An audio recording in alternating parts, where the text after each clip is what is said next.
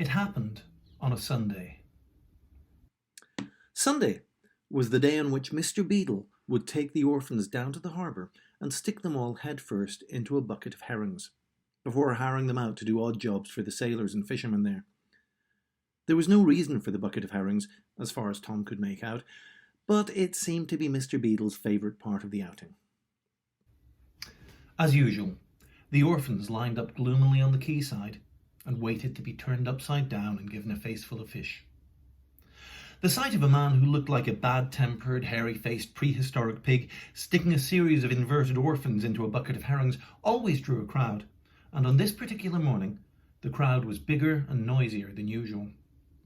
There were rowdy sailors, housewives wondering aloud whether the herrings would be all right to eat afterwards or whether they would taste unpleasantly of orphan, and a group of fishermen who cheered loudly any time anything to do with fish was mentioned.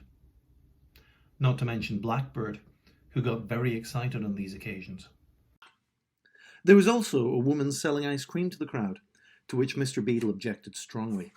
His argument was that this was his crowd, and if anyone was going to make any money out of it, it should be him, not some dimwit with a hairstyle like a bee's bottom. The woman's argument was that nobody spoke to her like that if they didn't want a tray of ice cream over their head. Moments later, Mr. Beadle, hair dripping whitely and smelling strongly of vanilla, angrily placed the bucket of herrings in the middle of the quayside. The fisherman cheered. "Right," he growled, brushing a stray cone from behind his ear. "Let's get on with it. You boy, come here." And he pointed at Tom. Tom sighed to himself and stepped forward. It was unthinkable not to. The usual punishment for disobedience was a hedgehog down your trousers. But just as Mr. Beadle grabbed hold of him and turned him upside down, a voice from the back of the crowd called out, "Can you hold him up a bit? We can't see back here." Muttering under his breath, Mr. Beadle let go. Tom, who was used to this sort of thing, managed to catch himself on his hands and perform a forward roll. When he stood up, though, his heart sank.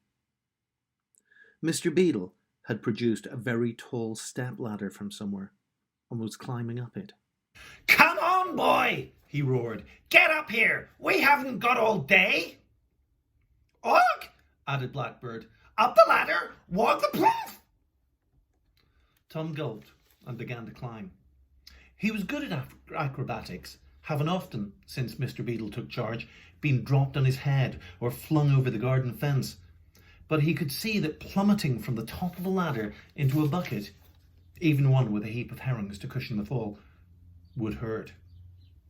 A hedgehog stuffed down the trousers, however, would hurt even more, certainly the way that Mr. Beadle did it. So he really had no choice. As he reached the top of the ladder, Mr. Beadle seized him by the ankles and dangled him dangerously over the quay. Tom had a worrying thought. What if he missed the bucket? It seemed a very long way down, and the ladder was a bit wobbly. The ground beneath him seemed to sway, and the eyes of the herrings stared coldly and wetly up at him. Any second now, he thought, this horrible man will let go of me and... "Stop!" The voice that rang out this time was somehow thin and fussy, but it was loud, and Tom lurched as Mr. Beadle's grip slipped for a second. "That's not very safe," the voice went on. To Tom's relief, Mr. Beadle turned him the right way up before letting him go again. He grabbed hold of the top rung and looked shakily down. The speaker was an extraordinary little man, barely taller than Tom himself. He was dressed in a suit that could perhaps have looked flamboyant and dashing had it not been made of a sober navy blue pinstriped fabric, and he had a long waxed moustache that stuck straight out on each side before curling stylishly into an elegant spiral. On top of his head perched a large hat of the type beloved by pirate captains, and, most extraordinary of all, he wore an eye patch with a hole cut in it so he could see through. "Who the devil are you?"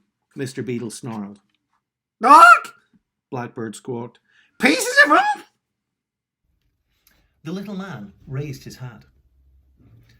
Captain Horatio Tremble, he said, master of the good ship Careful now, and, though I say so myself, probably the foremost expert on health and safety matters in this harbour.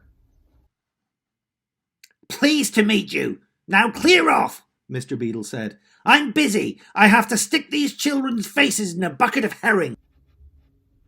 He made as if to grab Tom again, but Captain Tremble stepped forward and raised a cautionary finger. He chided. Just look at what you're doing. Your ladder isn't secured.